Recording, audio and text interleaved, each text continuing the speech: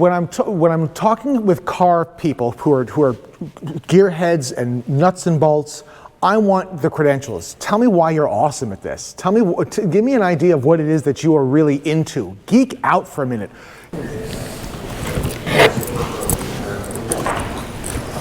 So I want to welcome everyone to the Washington Automotive Press Association Washington Auto Show professional development event. And we've got John Solit here who's going to talk to you about getting your media kits up to speed for 2026. I want to thank Kimberly over there in the corner from Stellantis who's hosting our breakfast for us. And one of the reasons that we're all here is to connect to the PR reps, which will go out on the floor and see who's here. People, I'm not sure who's going to be here. I think Carly Dowdy from Subaru is going to be here. Zach from Toyota certainly is floating around, Zach and Annabelle. So make sure you go into the booths and introduce yourselves and find out whoever the powerhouses are that are there so you can get contacts and stuff. We have some very important members of our professional automotive press association here. Ryan Maxson over there in the tie. He will be giving an awards out to this afternoon of the best cars. We have D'Anthony here. There he is. Come on now. There he is. And we have board members, the Parrish family. And Drew, I think I've almost got him for sure on the board this year. Hopefully we'll time you into it. Yeah. And Adrian over there, he's on our board too. I want you all to know Michael Garland from Carlisle Events. We're looking at doing an event with him this year. So we've got some events in the works. There's going to be a tour of the automotive port operations at the Port of Baltimore. That's going to happen hopefully in the spring when it gets warm. They wanted to offer it in February, but I thought it was a little too cold for us to be out on the port at that point in time. So I'll hand it over to John. So take it away, John. Thank you.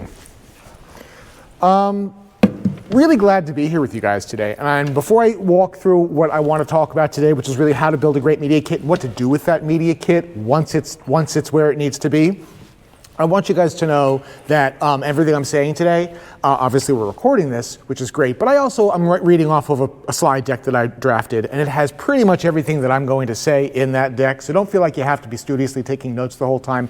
I'll send that out, or I'll send it to Will, and he can distribute this to whoever wants it, and you can have this on your own. And inside of it is examples and ideas and different things that'll help you get sort of your thinking going as you develop a media kit. So I want to walk through just really quickly what I'm going to go over today and what you can expect from this conversation. Stop me at any time for a question, or if you disagree with something I'm saying, I want to hear that. Or if you have an example from your own work that you've gone through that you've realized something that would really add to this conversation, please bring it up for the benefit of everybody. This does not have to be a one-way street where I'm just running my mouth for about 30 or 45 minutes. And then at the end, too, I'll pause and make sure that I can answer any questions that you guys have for me. So just to go over this, we're going to talk a little bit today about who gets access to cars, to press rooms, and why they get access, and what major OEMs are doing to protect their own brand, and how you can break in and have that kind of conversation that you want to have with them so that you can tell the stories that you want to tell. We're going to be talking about the anatomy of a media kit, what goes into it, what makes it a good one, what makes it a bad one. We're going to talk about what kills access, how you can accidentally shoot yourself in the foot when you're putting together a media kit or you're reaching out to a PR agent or a press person, as a press person, what you can do wrong. I want to talk a little bit about that. We're going to talk a little bit about kit customization, how a one-size-fits-all model does not necessarily work for every media kit that you're going to deliver. And then we're going to talk a little bit about how to send that kit to make the most value out of actually delivering it and building those relationships that you can continue to tell the stories that you want to tell. So that's what we're going to go over today. So just really quickly, this is not about me, but I just wanted to give you a quick primer on who I am. My name is John Solit. I'm a brand and marketing specialist that I've been doing for about 20 years, working in consulting, working for major brands like Microsoft, and I currently work as the head of brand for Agulhas Bespoke, which is a bespoke Land Rover builder. And we are frequently having conversations with press who want to use our trucks or come to look at us and see what we're doing. And we have these conversations all the time with possible press agents and publicists and press and journalists. And I'm going to tell you what we look at to figure out who the right person to help tell our story is. And so that's hopefully gives you confidence that this is coming from a position of somebody who's done this a whole lot for a long time. So before we even get into this, I want to start with this idea of a media kit is the wrong mental model. I don't want you to think of this as a media kit, because a media kit really, if you were to Google media kit, you're going to find a million different things as to what it looks like. And frequently what you'll see is you'll see the media kit from a brand rather than from a journalist. That's usually what you think of when you think of a media kit. And so this term of a media kit is probably the wrong way to think about what you are developing for yourselves. What you're developing for yourselves is a trust kit. That's what you're making. You're putting together something that is going to give a PR agent or the PR team at an OEM the confidence that you are somebody who is worth working together with. And that requires trust. Let's get the fact out of the way, and I'll get to this later. When it comes to these kits, the most important thing you can really do, and we can end this conversation right now, is to say, put your numbers in. It's who's listening, who's watching, what your audience is like, how it grows, how it's going. That's important. But what I'm going to talk about today, including that, is literally everything else around that. Because you can't just send somebody a list of your audience stats and hope for the best. So that's really what we're talking about here, is how you build a trust kit around the facts of what your audience is and who consumes your content and at what rate and how often. We're going to understand why builders increasingly decline access. The inbound pitches have become have risk to brands, and brands are looking for partners, not click chasers, who can deliver a return on investment for the time that those OEMs are giving to you. We're going to understand what brands evaluate before they say yes. Can the journalist be trusted to fairly carry forward a story with context? Will there be a clear benefit for the brand's investment in you? And that's what they are doing. They are investing in you. Is there a return on that investment? And understanding how to craft a media kit that instills trust, which does not mean giving up your integrity. It does not mean saying you're going to tell whatever story the brand wants you to tell. You have an integrity as journalists to tell an honest and transparent, truthful story to your audience. This is not designed to put that down, but help define what that role is with clarity and with confidence.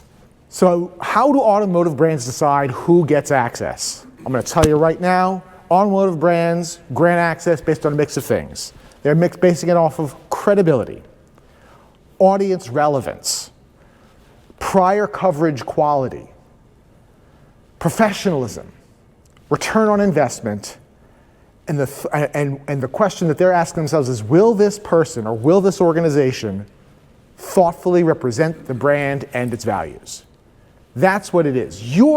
They think of you as an extension of their own marketing, and they wouldn't let their marketing team do something stupid that could damage the brand, and they're not going to give access to a car, no matter what the media kit says, no matter what your audience size is, truthfully, unless they believe that you're going to represent the brand and you're going to represent the brand's values. They have to believe that. That's where the trust kit aspect of this really comes in. Everybody here has watched Top Gear, and everybody here knows the stories of where they get the cars that they hoon around those tracks that they did for decades. And it wasn't always the factory that was giving them. They had to borrow their friends' cars, and they told that story frequently on that show. Even they could not get anything they wanted from whatever manufacturer whenever they wanted it. That audience was the largest television audience, I believe at one point or another, the largest watched television show on earth. And they could not get, even then, Ferrari to give them an Enzo. They had to borrow it. Because Ferrari still has to protect its brand. And Ferrari wants to make sure that its brand is safe and valued by the people that they give their cars to study and to tell the stories of. So if Jeremy Clarkson can't get an Enzo with the audience that he had, that's because they didn't trust him. And they were right. Here's what brands are really protecting when they're looking through media kits. They're looking to protect their product narrative. And what I mean by that is the story behind the brand and the story behind the vehicles they tell. That's what they're protecting. They're protecting brand equity, which means the value of the brand. It has a dollar value, their brand. And they are protecting that brand and the value of what people are willing to pay for their cars. That's what they're thinking through when they're considering who to give these cars to. They're thinking through their reputation, what people believe about the brand, what people say about the brand. That's what they're protecting. And they're protecting their relationships with their customers, with their dealers, with collectors, with other partners. This is the world to get you inside of their head. That's what they're thinking, is how do I protect these four things? My product narrative, my brand equity, my reputation, and my relationships. That's what they're protecting. That's the wall that you've got to crack through to say, I can advance your product narrative, I can support your brand equity, I can enhance your reputation, and I can enhance your relationships. And if you can say yes to those, if you can get a brand to say, this person's going to do all those things for me when I give them a car, when I give them access, that's how you're going to get a yes. And that's what the media kit has to do. Brands are asking themselves, will this journalist treat my brand and my vehicle with respect? That's something you've got to convey in a media kit. Does this journalist understand my customers, my heritage, my market position? Do they understand this stuff? Are they tuned into who I'm reaching out to? And is this journalist's tone aligned with our brand? Is it boastful? Is it calm? Is it studious? Is it fast and rapid cuts in their videos, or their slow pans? This the tone of what you're doing is going to tell them that they can trust you and that they can work with you. So I'll just put this out to the group, speaking of Ferrari. Like, what does anybody, and I'll answer the question myself if nobody wants to answer it. If you were the head of brand at Ferrari, what would scare you the most? What would scare you the most about giving out a car? Will? Some crazy ass WAPA member who wants to race it up the track and crash. That's right. That's what they're scared. That's something they're scared of. What else might they be scared of? Well, Ferrari's always scared of anybody changing their art, changing any of the dynamics of the vehicle. That's why Jim Renault doesn't own one. That's what they would be afraid of. Because anybody doing alterations. Yep, absolutely. Can they trust you with the vehicle to not destroy it, to make modifications to it? They're worried too. Any other thoughts? Anybody questions the value of it? Yes, that's another one. I think a lot of times when people get in an accident, it may ruin the brand by saying, well, this vehicle may not be as safe as we normally put it out there. That's another thing. They're worried that if something goes wrong, that journalist isn't going to take accountability for it. And then the story becomes... Well, and if they control the narrative from start to finish, they can't put it in a third party's hand to deviate. That's right. That's right. Well, and something else, I don't know if any of you remember the VinFast trips a few years ago. VinFast flew a bunch of journalists over to Vietnam, and several of the journalists said, well, this is bullshit, and went and made videos about what a crappy experience it was. Yeah. Which VinFast had just spent a fortune flying people from the East Coast to Vietnam for a week. That's right. None of them were a WAPA member, just so you know. They did fly WAPA members over, but nobody was bad. These are all things that they're scared of. And none of the things that we talked about was they're not scared that your audience isn't big enough. They're not scared that your engagement rate isn't high enough. They're not worried about that. They're worried that you're going to treat their car with respect, that you're going to help advance the narrative that they have been advancing through their own marketing efforts, that you're going to be respectful of the brand's history and lineage, and they can't control you when you get a car. Nobody can. And they understand that. And that's what they fear most. And that's what this media kit has to give them the confidence that you are a trustworthy partner who can be a steward of these ideas that they have been working so hard to make true. So let's talk about what goes into a media kit. Page 1 is your brand, your name, and how long you have been making content. That's your opener. And it should be every time. And it can stay the same every single time that you produce this document, because it's true every single time. That never changes. So for the conversation that we're going to have here, I've made up a brand called Heritage Cars Limited. We're a storyteller of cars and car history and car technology, and we focus on the heritage and history of vehicles. Making that up. Your first section, and I'm going to reorder this for a second.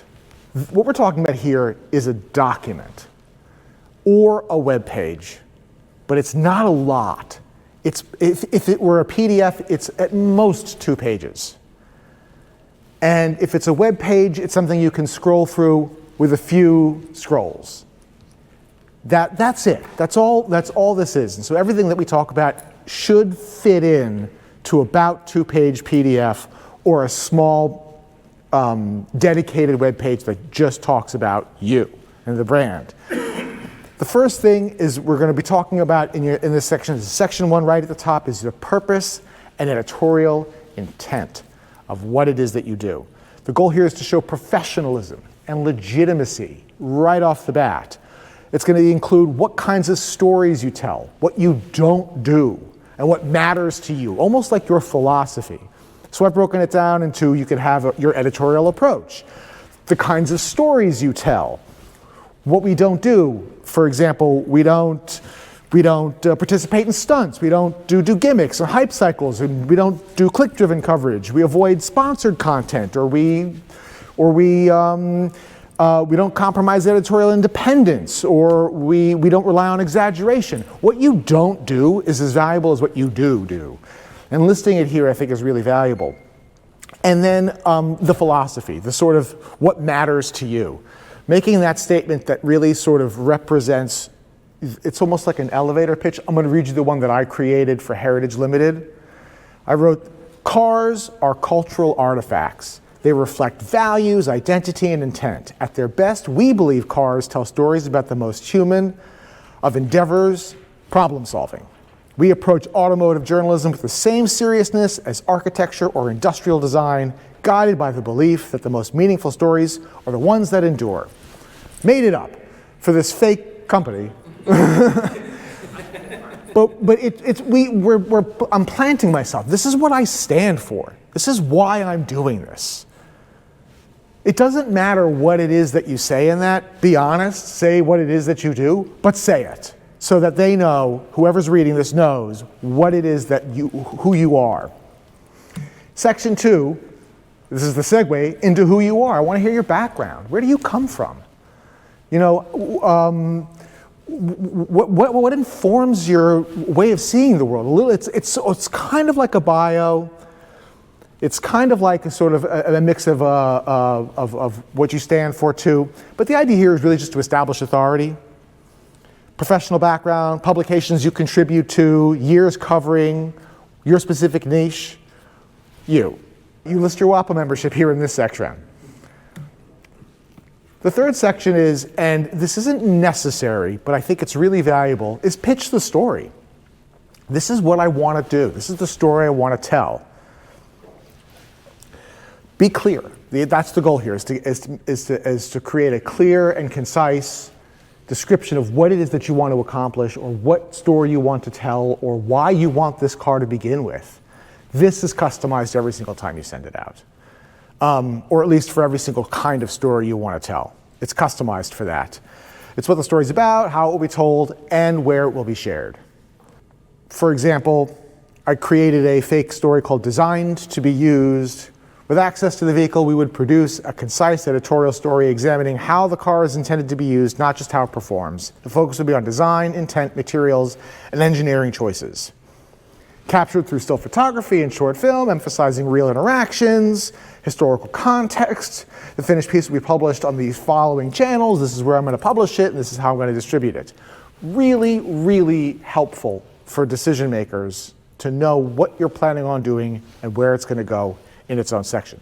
And if you don't know the answer to this, if you're saying I want the vehicle and I don't know what kind of story to tell, That's okay. Don't describe the story, but do tell them how you approach stories in this section. Our finished pieces are a combination of still and video. We focus on our stories on design and heritage and long-term value. So be broad with it if you need to, but if you can be specific, be specific. It's really quite helpful to help put in the mind's eye of folks what it is that you're going to be talking about. Your next section, section 4, all the way down in section 4. Now we're getting to audience. Now we're getting to prove your relevance.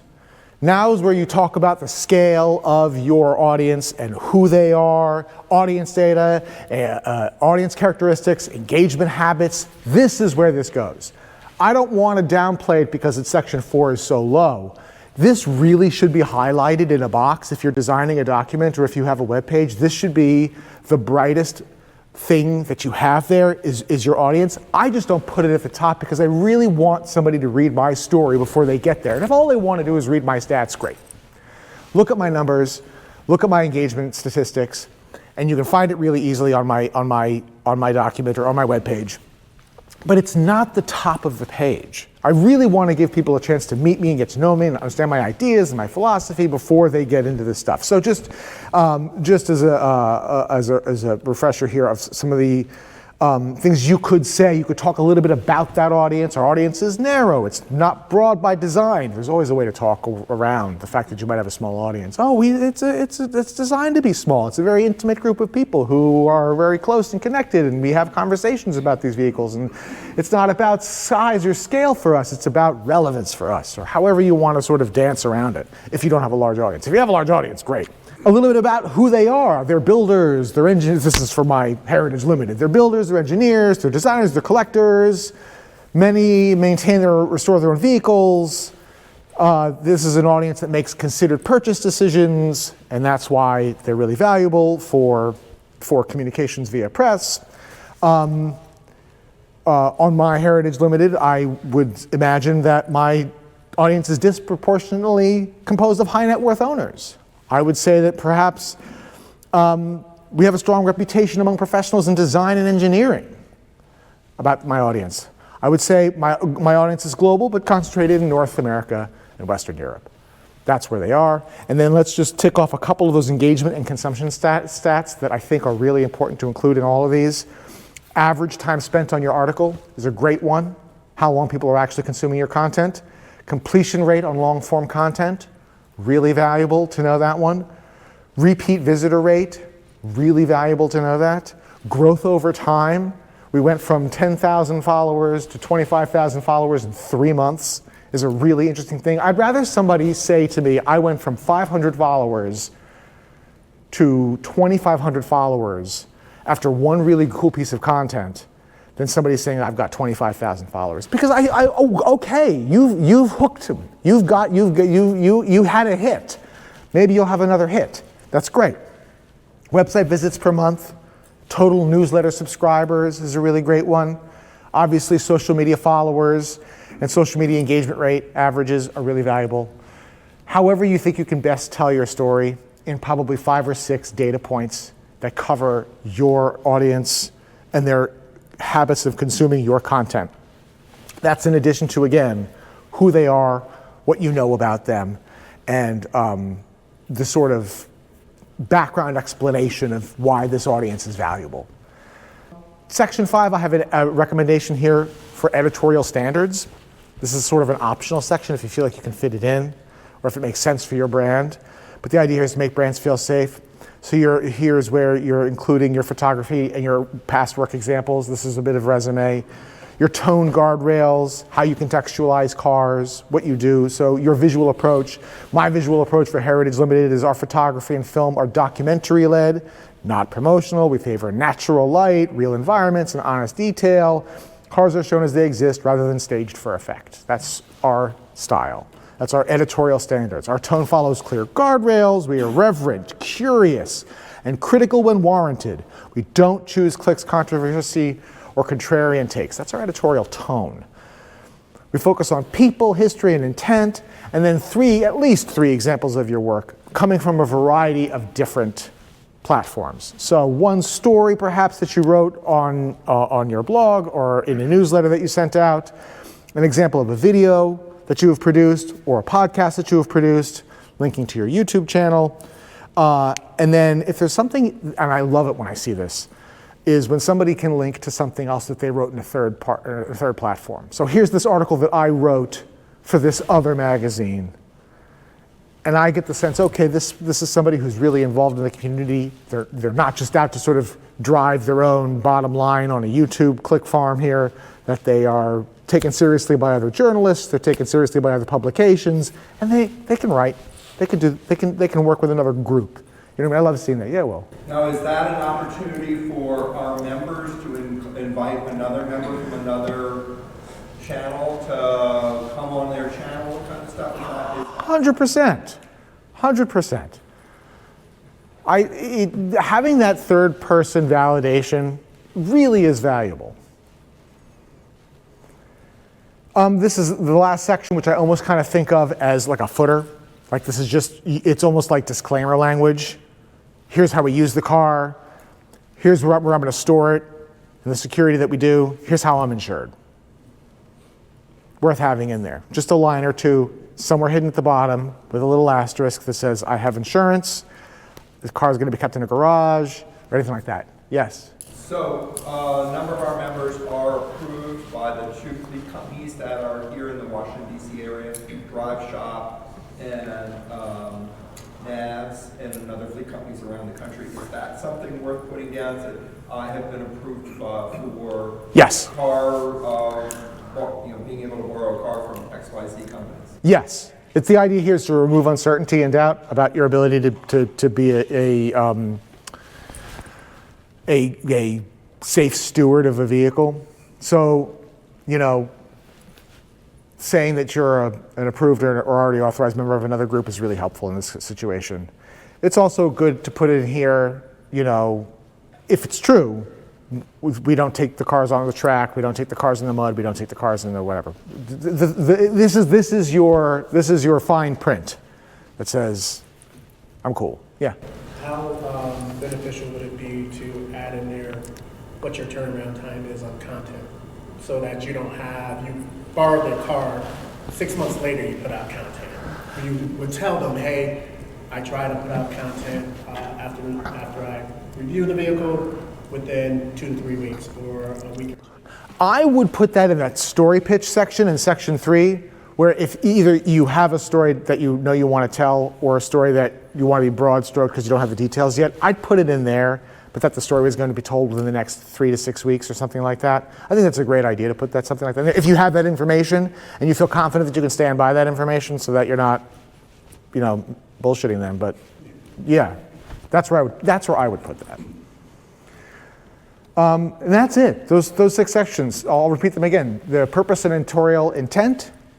That's sort of your approach. The big picture about you, who you are. That's section 2. The story you want to tell, or the type of story you want to tell. That's section 3. Your audience is section 4, highlighted, really easy to see and easy to find with the best numbers that you have. 5 is your editorial standards, and 6 is your disclaimer. That can fit in easily 2 pages or 1 page front and back, or on a small landing page. Yeah, well. Sorry, I didn't answer the question. No. AI, that's a big issue that we're all focusing on. Is that something that we would say, oh, I use AI, or I don't use AI, or AI has used my stuff? I mean, that's one of the things that I think that's our next big hurdle. I'm an AI proponent as a tool to help advance your ability and be more efficient and effective. So I wouldn't ever say to somebody necessarily, I don't ever use AI. I may use AI to help generate some ideas, or I may use AI to help smooth out some photographs that I take. Can I ask how many people in here are using ChatGPT or any AI to help them with their stuff? Okay. On that point, I've actually, on my sites, I've actually published an AI policy of what I do and what I don't do. I won't use it for anything generative, but I'll use it to help for research or remove a telephone pole in the background of a photograph that I don't want to telephone pole there, that sort of thing. But I have a fairly long AI policy on my site. I think that's great. If you think that if you feel that your AI policy is an asset to who you are, put it in that purpose and editorial intent section, and say we have an AI policy where we have, I wouldn't put the whole policy in there, maybe reference to where you can find it, but if you think that's a value to say that you have that, I think that's absolutely true. I don't know if I have not heard of anybody making decisions on press access based on the likelihood that they will use AI or how they use AI. That doesn't mean it's not happening out there. But if you think it's a value as part of your brand and who you are and what you stand for, that I never use AI or we use it in these very thoughtful and progressive ways, then yeah, I think it could have a great place in your purpose and editorial intent section. One size never fits all. So I think it's worth thinking about how each time you send this out, it's customized. Obviously, the story pitch section gets customized each time you send it out. But I have a couple of just examples that I think are worth going over. One size really never fits all. If you're sending it to a heritage brand, what's a good example of a heritage brand? If you're sending it to Bentley, you know what I mean? You want to emphasize lineage and preservation and restraint. If you're sending it to a performance brand, emphasize rigor, data literacy, testing discipline. If you're sending it to a luxury brand, it's about taste, discretion, and audience quality. So thinking about how you can highlight certain parts of your story to meet the expectations of the types of brands you're working with. If you're talking to, the lesson really here is that your kit should feel like it already belongs to the brand. It should look like it fits their brand a little bit. And that doesn't mean rewriting the whole thing every time you send it out, but little tweaks and little changes and little shorthands and verbiage can be updated to make it make sense for the brand that you're sending it to. So it feels like they're talking to themselves a little bit. Sending your media kit. The delivery is where it really counts. You can make something great, it's got a great story, it looks really pretty, you've designed it beautifully in Canva or wherever, or you've got a really excellent landing page. And the way I would do it with a landing page, by the way, is to have multiple landing pages with passwords so that you can send it to a specific person and say, here it is, and use the password to get in, and it's customized for them, so it's unique. The delivery is where it counts. And the goal here is to make it really easy to say yes. So first and foremost, get that subject line right. This is probably going to be going over an email. Clear, specific line that's inclusive of the ask, I think is really valuable and helpful. Avoiding emojis, avoiding all caps, obviously. No title spam. A couple of examples here. Media request, Defender 110 Heritage build. That's something I might get in my inbox. And I really just appreciate the clarity there. It's easy to see. Editorial access request, Porsche 911 Dakar. Coverage inquiry, Range Rover Classic Restoration. Just what it is that I want and what I'm talking about. Really simple. No sort of like, time for a question or something leading. This is not the time for a cute intro. It is time for clarity. This is what I want. Clear, specific line that includes the ask. Who you want to contact, you guys are pros, but it's worth going over again. For major OEMs, start with the official PR contact. That's your best bet to talk to somebody. For smaller brands and smaller marks, little bespoke companies like mine, marketing and brand teams are where to go. Don't message the founders. Don't message the CEOs that you found on LinkedIn. It's not going to work. And it's probably not worth your trouble. I don't think anything bad's going to happen if you send a message to the CEO of Stellantis on LinkedIn. You're just not going to get a response. And if you want to contact outside of marketing and PR brand teams, somebody else, make sure it's a personal relationship that you have with them. If it's somebody you know, contact them. Otherwise, really go through the marketing and PR channels. It's going to be the most effective and it's going to be the most efficient way to do this. And if you send it out, recommending, and you don't hear back, follow up 5 to 7 days later. It's okay. There's nothing wrong with a quick follow-up. I would stop at 2 or 3 follow-ups. You're probably not going to get a response, but nothing wrong with saying, I didn't hear back, maybe you got buried. Just checking back in one more time, and then letting it go. It's okay. It's not annoying or it's not rude to send a 5 to 7 day later follow-up on a media request. Linking, this is a question I get a lot. Linking versus attaching your kit, what's better? In general, link to it. Attachments, always have problems in emails. They get caught in spam. People don't want to open attachments from people they don't know. So if you can, link to it. Link to it on a Google Drive if it's a document. Link to it, obviously if it's a web page, you link to the web page. Only attach it if you can. If it's a single PDF and you have to attach it for whatever reason, you can't put this thing on Google Drive, make sure it's a single PDF. Don't send in your whole gallery of videos and photography. Put that stuff in a Google Drive and link to it. I would put a brief 2 or 3 sentence synopsis of what's in your media kit with the link so that they know what they're getting, but not putting the full thing in text in the email. Not a great call. Link to it is the best way to do it. If you can't link to it, a single PDF. And so just to wrap up here, and I'll put this out to questions, the goal here is to build trust, define what value you bring to the table, tell a story through your media kit, and be clear. Share it with clarity, crisp, clear language, clear requests, really easily identifiable things that make you you. And that's how I build a media kit. Can I answer any other questions? So a period of time, several years ago, I lived in Virginia, and I would establish relationships with actual dealerships. And it wasn't sanctioned by Chevy or whoever, but these dealerships that I created relationships with, they would let me borrow some of their cars, or if not borrow, just kind of be in the parking lot. What would you do in that case as far as trying to do a media kit for, let's say, a particular dealership? I think everything absolutely remains the same. I think that you're still probably talking to a marketing person or to a brand person or possibly the owner of the dealership. It's the same pieces of information. It's the same goal to create trust and confidence that you're a good steward of their story. I don't think it changes a ton if you're talking to an OEM versus a dealer versus a manufacturer versus somebody like me who does, we do one-off builds. I think it's the same. I really do. I'm going to add to that just because we've worked with dealers in the association, and we find out dealers are really interested in one thing and one thing alone, and that's getting buyers in their door. Yep. Whereas the manufacturers are looking at, buyers for sure, but information. And I have found with the dealers, even when I worked with the Mercedes-Benz group, the Mercedes-Benz dealers that brought our folks in, they were looking for parts sales, they were looking for car sales. That was their main goal, and that's what a dealer is there for. So just be aware of that. That's back to the return on investment. That when you define in your return on investment in your kit, to be clear that you understand exactly what Will said. That like my goal in doing this is to get more people into your building.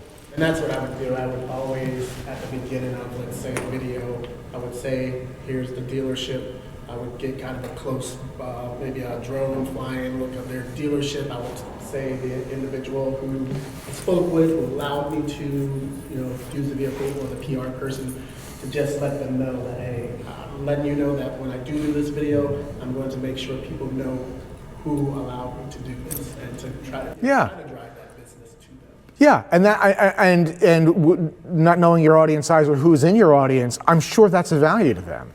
That's the value proposition that they're making in that moment. Is I get some PR, I get some name recognition, you get some content, and we all walk away happy. Yeah. We have a member, Jake Maynard, who, when he was in high school and college, he had not made the connections to WAPA yet, so he didn't have manufacturers. So he would go and talk to dealers. He would have the guts to go in and find somebody there and talk to them. Then he ended up usually developing a relationship with a dealer rep and would always say, at the end of his thing, hey, we want to thank Coons or whoever it was there, and Joe Blow or whoever's here to do that. And that would often get him continuing relationships with him. And the guy would call it, hey, I got a special Hummer that you came in.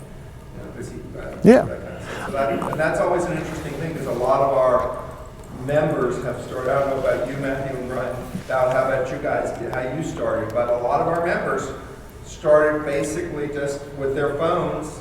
Sophie Bay from Beyond the Red Light, that's how he started, doing stuff with his phone and dealership stuff. Yeah. And I think he's one of the top YouTubers in the world. I think that's a great way to start. I think it's the goal. The goal is never to need a media kit at all, because people know who you are, right? The goal is to grow out of this thing.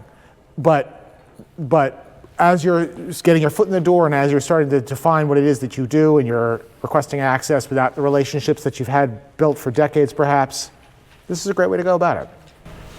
Yeah. Not related to the media kit, sort of, but more from your expertise. With your specific clientele that you're working marketing for, just I know we were talking before this started out, like for those who have like YouTube channels, the landscape is just changing dramatically all the time, and it makes your head spin. What kind of trends are you seeing that we need to pay attention to? Because I know a lot of us feel short form content, reels, that's destroying a lot of our journalistic integrity, so to speak, to create quality long form. So I just curious from your side, where you're looking at the different types of media and how you're marketing, specific things. Our marketing too is stuck following those same trends. Yeah. We're stuck following the short form, which drives to the long form. So as a matter of conversation, and I'm happy to talk about this too with you afterwards if this feels like this is off topic, but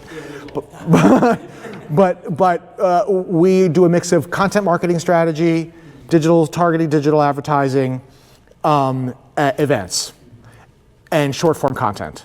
That's our mix in a loose way. So we're trying not to follow trends. We're trying to figure out what's the best way to tell a story about the vehicles that we have, knowing that we're targeting a very expensive product to a select few number of people who are thinking through they're not thinking through, infotainment. They're thinking through lifestyle experience of what's the experience going to be like to build this car. What's this, for a lot of people who build a bespoke vehicle at that kind of price point, it's been a lifelong dream of theirs to do this. And are we going to give them the kind of experience that really fulfills that dream? You can't do that in a short form video. All you can do is use the short form content to remind them that we exist and to be in their list of research when they get to that point in their life where they get to do this wonderful thing like build a bespoke vehicle, and start that conversation with us, and we'll take it the rest of the way. You want to talk about the events your organization has done. This group, actually, we had a tour of the shop maybe 5 or 10 years or 6 years ago, right after they moved up to North Bethesda. Talk about the importance of the events, and is that something that journalists, because we have a couple of journalists, that's what they do, is they do their journalist stuff, but they also run events. So can you talk about that, how important that is? Hugely important, because these cars that we're building are sold on relationships, almost entirely sold on relationships. Either it's somebody that knows somebody that had a truck built, or that it's somebody that we know personally, or somebody who came across our stories and wanted to get to know us, and then we built the kind of relationship over a year or more before a truck is built. And the events are a chance to just get everybody in the room and chat and get them to see, because we want people to feel really comfortable and excited about the prospect of building something with Agulhas. And the events are our way of enhancing those relationships. I should say this, and I was going to close with this too. I want to invite anybody in this room to come to Agulhas, to take a look at our trucks, to see we'd love to show you the shop, to tell whatever stories that you want to tell. We can give you a truck to try it out and have that experience of a bespoke built car like that, which is really fun. It's a really different thing. And so I want to offer that invitation. That invitation is open to this room. But events are hugely important because bespoke builds are built off of relationships. They just are. Well, and your Cars and Crafts event for all of you. Yep. I've tried to get a couple of you there. Cars and Crafts events, which is a nice Sunday afternoon. You don't have to be up at dark 30 in the morning to be there. And yep. It's just a very nice. And the one thing I've got to say about your events is that nobody is not your friend there.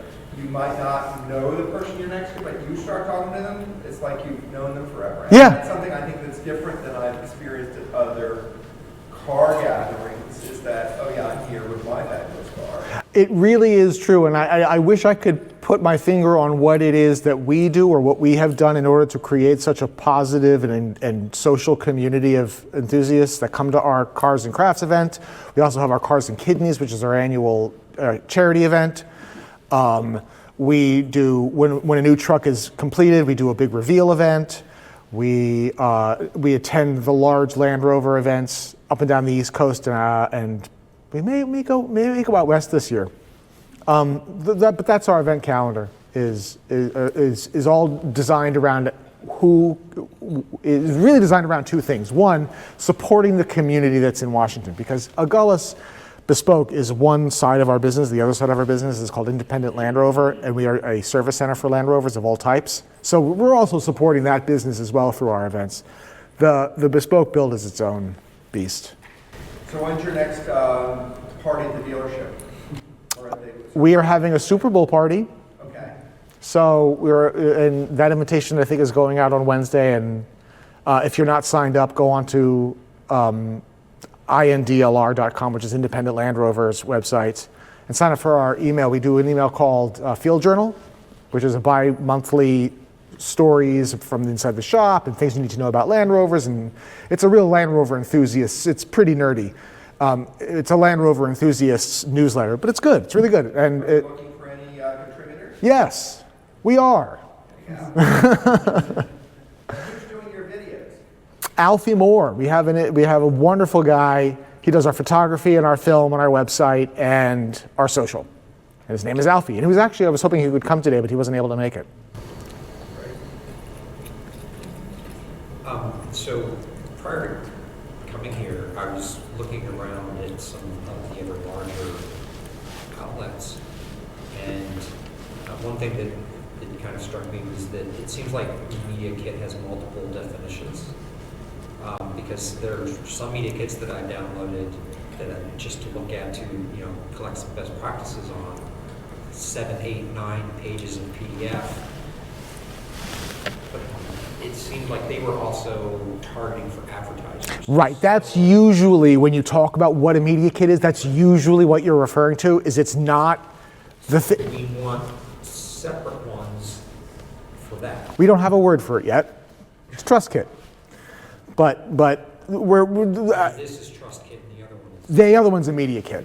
We're going to call this a media kit as shorthand because that's a term of art that I think most people recognize. But you're absolutely right. A media kit is a thing that a publication sends out to advertisers in order to generate revenue for ads. What we're talking about is a media kit in the sense that, like, I am media and this is my kit. So I wish we had a better word for it.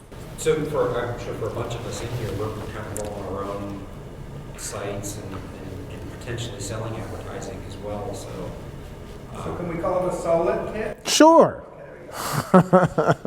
Yes, and if you are looking to do advertising, that's where I would borrow those 8 or 9 page documents to talk all about sizes and specs and opportunities and partnerships and sponsored content and also your audience and your values and things like that too. But those are longer kits that like a media agency might need. Well, this was great. I'm hanging out with you guys all day, so feel free to ask me any questions or chat up while I'm here. All right. Thank you. Thanks, everyone.